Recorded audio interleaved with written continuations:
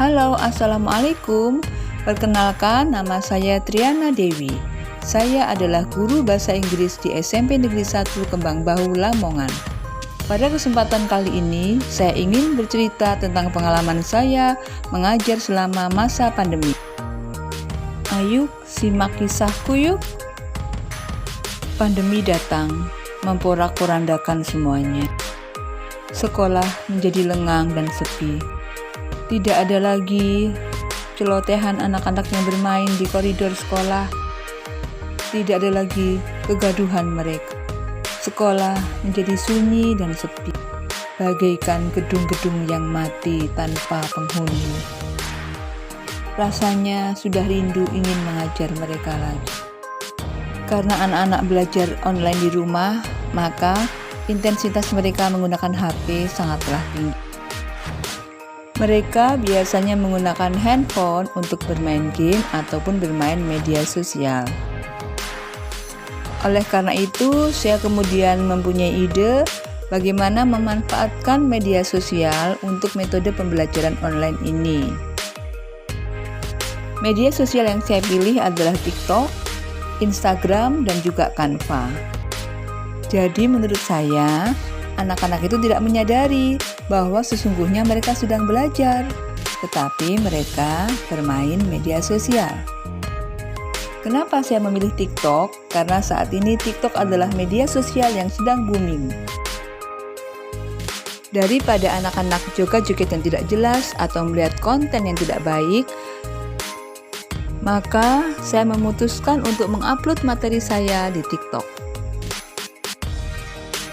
Apalagi algoritma TikTok itu sangat bagus loh. Apa yang lewat di berandamu adalah apa yang sering kamu lihat. Jadi kalau anak-anak sering melihat hal-hal yang bagus, maka yang lewat di timeline mereka adalah hal-hal yang bagus juga.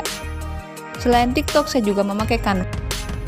Kalau dulu mungkin kita sering menyuruh anak-anak membawa kertas, membawa gunting untuk membuat kartu, maka sekarang ada Canva yang sangat praktis. Mereka bisa membuat segala macam kartu dalam satu aplikasi.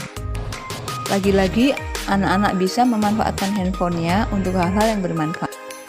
Oh ya, salah satu masalah yang kami hadapi selama masa pandemi adalah mendata anak-anak yang tidak pernah masuk. Kami terkadang harus datang ke rumah mereka untuk memastikan kenapa mereka tidak masuk.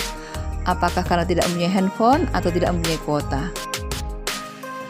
Dan kami harus mencarikan solusinya agar learning loss tidak terjadi. Memang cukup berat sih, tapi hal itu harus kami tempuh agar pembelajaran tetap berlangsung di masa pandemi ini.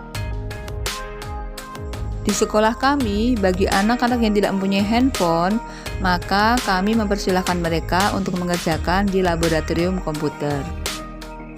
Sehingga mereka tidak akan terlambat mengikuti pelajaran. Bahkan ketika teman-temannya libur, mereka dipersilahkan untuk datang ke sekolah untuk belajar di laboratorium komputer kami. Ini beberapa kisahku selama mengajar di masa pandemi. Sebagai seorang guru, kita memang harus ekstra bersabar menghadapi semua ini. Tujuan utama kita adalah bagaimana anak-anak tetap bisa belajar dengan baik walaupun di masa pandemi. Sebagai seorang guru, kami harus memberikan yang terbaik. Cita-cita kami tetaplah ingin mencerdaskan kehidupan bangsa dalam keadaan apapun dan bagaimanapun. Kami harus tetap kreatif untuk menciptakan metode-metode mengajar dan juga menggunakan alat bantu mengajar agar anak-anak tetap semangat. Kebiasaan di rumah yang terlalu lama terkadang membuat anak-anak malas untuk belajar lagi. Itulah kenapa sebagai guru kita harus kreatif menciptakan metode pembelajaran agar materi bisa tercapai dengan baik.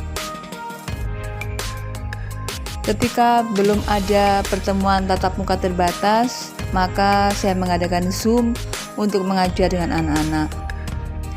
Itu pun juga tidak bisa terlalu lama karena takut akan menghabiskan kuota mereka dan menjadikan beban bagi para orang tua.